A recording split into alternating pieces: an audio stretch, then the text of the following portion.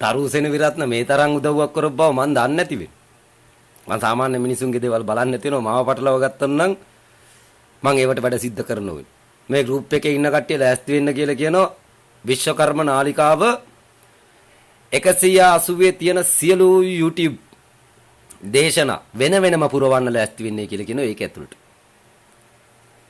තරුසෙන විරත්න උඹට නම කියා ගන්න පණ නැති වෙච්ච සංකේතේ මේක මෙන්න දේශනාව. තරුසෙන විරත්න නුඹට නම කියා ගන්න පණ නැති වෙච්ච සංකේතේ මේක මෙන්න දේශනාව. මේ ආකාරයෙන් ඕක ඇතුළට අපේ දේශනා ටික අර මාතෘකාව විතරක් දාලා ඇතුල් කරන්නයි කියලා කියන. ඊට පස්සේ මිනිස්සු අහවි කියලා කියන. පෙන්වන්න ලෑස්ති වෙන්නේ 180න් සද්ධර්ම පුණ්ඩික සූත්‍රයේ නිදාන කතාවේ ඉඳලා 28 වෙනම දාගෙන යන්න කියලා කියනවා. ඔතන සියලු දෙනා එකට එකතු වෙලා හත්තිලව්වේ පහළ වෙලාවලු කීතේශ්වර කියලා දැනගනිවි කියලා කියන. ඕගොල්ලන්ගේ දේශනා අරකට කමෙන්ට් කරන්න කියලා කියන. තරුසෙන විරත්න උඹට කියා ගන්න කොන්ද පණ නැති සංකේතේ මේක නේද කියලා අහලා දාන්න. දේශනා දාන්න. එච්චරයි කරන්න තියෙන්නේ. වැඩි මහන්සියක් නැති වෙයි. තරු සෙනවිරත්න කරලා තියෙන උදව්වක් වෙයි. එයා කියන්නේ නැතිනම ඔයාලා කියන්නේ කියලා කියනවා. එතෙන්ට ගිහිල්ලා ලින්ක් දාන්නයි කියලා. එයාට කියා ගන්න කොන්ද පණ නැති වෙයි. කිව්වොත් ජනප්‍රිය වෙනවයි කියලා දන්න ඕනේ. නමුත් යටට ගිහිල්ලා එකක් දැම්මෙන් පස්සේ ඔන්න ඕගොල්ලන්ගේ channel subscribe වෙන්න ගනීවි කියලා කියනවා. මෙන්න 180 නිර්මාතෘයි කියලා. ඇහුවක් කතාවක් කාන්දම් වගේ වෙන්නේ. අහන්න බැරියුන් හැමදාම කරේ අපහාස වෙන්නේ. සත්පුද්ගල ස්වභාවයකින් තොරව ඉදිරිපත් වෙලා තියෙන 180 විතරක් වෙනවා. අනිත් ඔක්කොම මූණ පෙන්නන්න නැතුව ජේසිල්ලා හරි මොකක් හරි එකක් දාගෙන සමන්ත භද්‍ර හරි මොකක් හරි එකක් දාගෙන ඉදිරිපත් වෙනවා. කිසි කෙනෙකුට පුද්ගලාකාරව පෙනී නොසිටින්න දාපු සංකේතයක් 180 වෙයි. 180 හරය තර්කය අර්ථය සද්ධර්ම පුණ්ඩරීක සූත්‍රයේ තියෙන පිටු 180 කියලා වෙනම එකක් දාන්න කියලා කියනවා. ඒක ඇතුළට සම්පූර්ණයෙන් විශ්ව දොරටුව channel එක අරගෙන මෙන්න වැඩ වෙන්නේ. ඕක මේක ඇතුලේ ඉන්න කට්ටිය වැඩි මහන්සි නොවි පුරවන්නේ කියලා කියන. ඕගොල්ලන් හරේ මේ subscribe හොය දුවන්න එපා කියලා කියන. මේක ඇතුලට දාන්න කියලා කියන සියලු දේශන 180. තරුසෙන විරත්න ආපු වෙලාවක අහන්න උපාය මාර්ග උපාය දූතය එහෙම දාලා තියෙනවා කියලා කියනවනේ. තරුසෙන විරත්න තමුන් අන් අය රහත්ද කියලා කට්ටිය දාලා බලවන්න තමුන් බුදුන්ද කියලා. තමුන්ගේ ශ්‍රාවකයෝ රහත්ද කියලා හරි.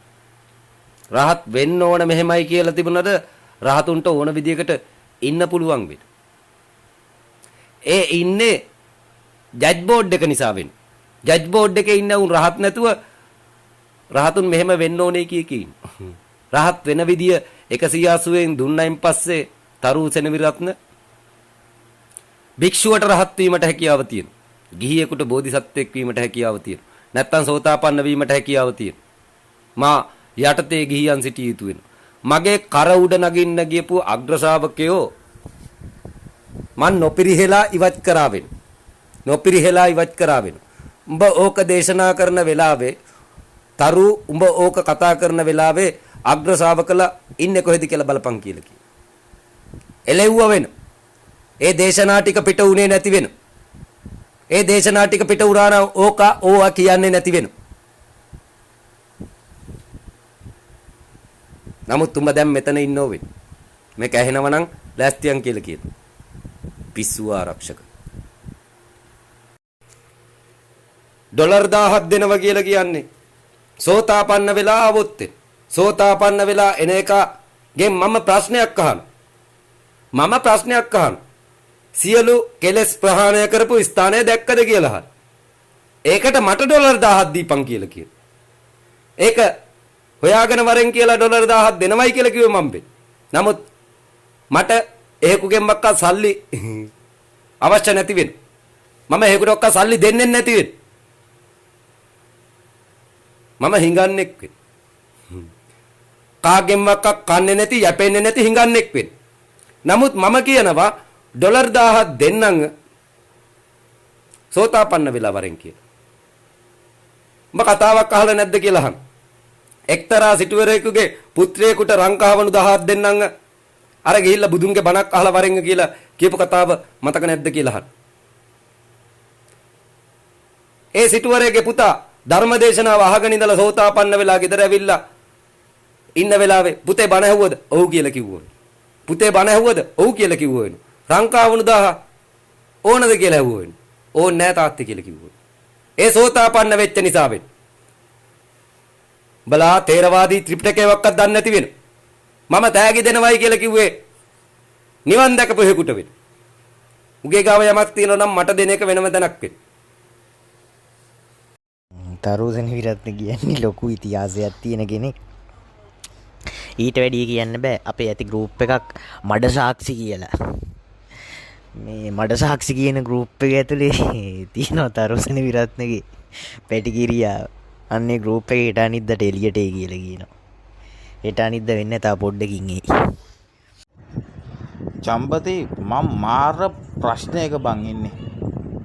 ඒ කියන්නේ මේක වෙන කුතුහලයක් මට තියෙනවා. මොකද ඔය මහින්ද කොඩිතුවක්කු කියන එක කුට්ටෙක් හෝ මොකෙක් හෝ වේවා කියමුකෝ. ඒත් ඒ මිනිස්සයා මේ 180 අංශක 180 කෝණය ගැන හොඳ නිරීක්ෂණයක් කරලා තියෙනවා. අපි ඇත්තටම බැලුවොත් බං මේ තථාගතයන් වහන්සේ නම් 180ක් ගැන දේශනා කරා කියලා මම විශ්වාස කරන්නේ නැහැ. ඒ වුණාට මේ තථාගතයන් වහන්සේගේ දර්ශනය 180 තුල තියෙනවා. මම මේක කොයි වෙලාවෙත් රෑ දෙගොඩ හරි ඉඳගෙන මම කල්පනා කරා මේ මිනිස්සයා මේ කියන්නේ ඒ මිනිස්සයාගේ නොදැනුවත්කමටත් දන්නේ ඒ කොහොම හෝ ඒ මිනිස්සයා කියන්නේ උත්තල කාචයකින් යම්කිසි ස්ථානයකට ශක්තිය නාභිගත කිරීමක් ගැන. මේ ඒ තුල හටගන්නා වූ ආධ්‍යාත්මික ස්වභාවය නම් මට දැනුමක් නැහැ. හැබැයි මේකේ තියෙනවා ගණනය කරලිවලා බේර ගන්න ඕන කාරණාවක්. ඒක මට පුළුවන්. අනිත් කාරණාව තමයි මේ අංශක 12 කාලමානය තුල මිනිස්යාගේ ශරීර උෂ්ණත්වයේ පවතින අංශක 12 කාලමානය තුලට මේ 180 කෝණයක්වත් දෘෂ්ටියක්වත් නෙවෙයි 180 කියන එක අන්තර්ගත වෙනවා. එතකොට ඒ මහින්ද කොඩිතුවක්කු කියන පුද්ගලයා මේක ඊටමත් අවබෝධයෙන් තමයි මේකට එකතු කරලා තින්නේ. ඒ කියන්නේ අංශක 12 කාලමානය තුල පවතින අංශක 100 මේ 80ක් ගැන මේ මිනිස්සයා මනමින් පැහැදිලි කරනවා. මෙන්න මේක බොරු නෙවෙයි. මෙන්න මේක සත්‍යයක්.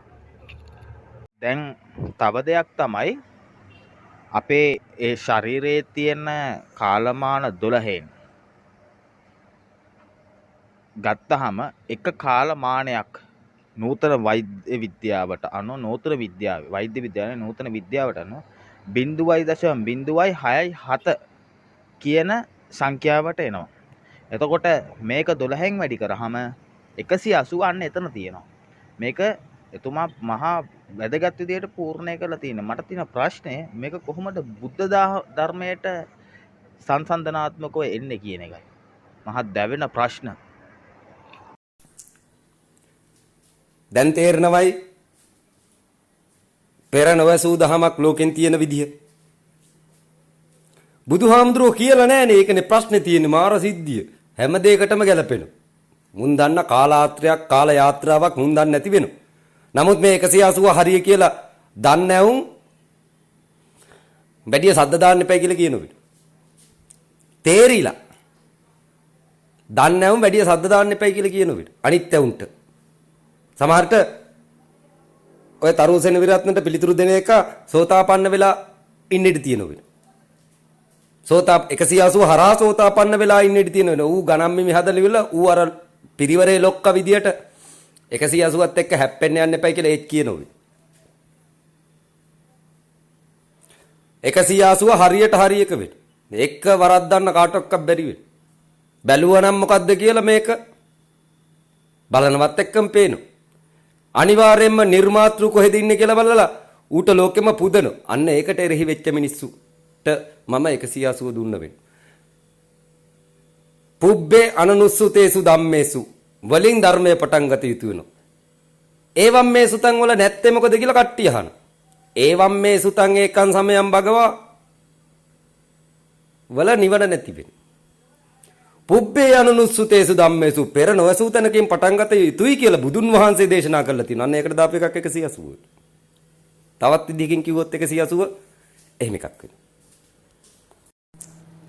මම වුන් දෙන්නගම හඬවල් අහලා තියෙනවා. වුන් දෙන්නගම හඬවල් අහලා තියෙනවා. තරුත් නෙවෙයි ප්‍රධානිය. වෙනම කෙනෙක් ඉන්නෝ වෙන. එයා ඇවිල්ලා බොහොම සංසුන් ලීලාවෙන් කට්ටිය හසුරවාගෙන ඉන්න වෙනවා. වැඩි වැඩ එහෙම කරන කෙනෙක් දැක්කොත් එහෙම යක්ෂයෝ එයා ගාව ඉන්න වෙනවා. ගිහිල්ලා උඹට ඕන කුණුහරුපයක් අවලාදයක් අරුට කරලා වරෙන් කියලා කියන පොරක්. ඔය නිවිච්ච මිනිහ වෙන. 180 වැරදිය කියලා කියන්න බෑ කියන මිනිස්සයා. ගේ ගාව ගොඩක් කට්ටිය ඉන්න තරුත් ඉන්නේ යාගේ යට වෙන. ඒ පුද්ගලයාගේ නම මන් දන්නේ නැති වෙන. නමුත් ඔය දෙන්නගම හඬවල් මං අහලා තියෙන ගෲප් වල. තරුද කොහෙද දවසක් ඇවිල්ලා මහා දෙස් දෙවල් තොගයක් තියාගෙන ගියා වෙනවා. උඹේ පවුල, උඹේ ගෑණි, උඹේ දරුවෝ සේරු හැඳි ගෑවියන් කියලා කිව්වා. මං කිව්වා ආපහු කොරෝනා රැල්ලක් පටන් ගන්නවයි. ඉන්ජෙක්ෂන් එහෙම ගහගෙන ඔක්කොම කරලි වෙලා මට ඇවිල්ලා දෙස් දෙවල් තිබුවා වෙන. අනිත් පැත්තට ආපහු කොරෝනා රැල්ල පටන් ගත්ත වෙන. ඊට පස්සේ රටේ භාණ්ඩාගාරෙ හිඳුන වෙන. තවත් බෙහෙත් ගේන්න සිද්ධ වුණා වෙන. මට සාපු කරපු එකේ විපාකය මුළු රටම විඳ වෙන. තරුලා මේ 180 හානි කරන්න ගියාට සද්ධර්ම පුණ්ඩික සූත්‍රය වහන්න ගියාට වන්දි ගෙවිය යුතු වෙන. සියලු දෙනාම වැඩියෝ නැහැ. අර එරංග අසංකල පවා 180 හංගන්න උත්සාහ කරනවයි කියලා කිව්වෙන් පස්සේ මෙතන 180 පෙන්වන්න දෙතුන් දෙනෙක් ඉතුරු වෙලා ඉන්නකල් ලොකු දෙයක් වෙන. නැත්තම් රටම වහන්නේ මේ අලුත් සංකේතෙ වෙන.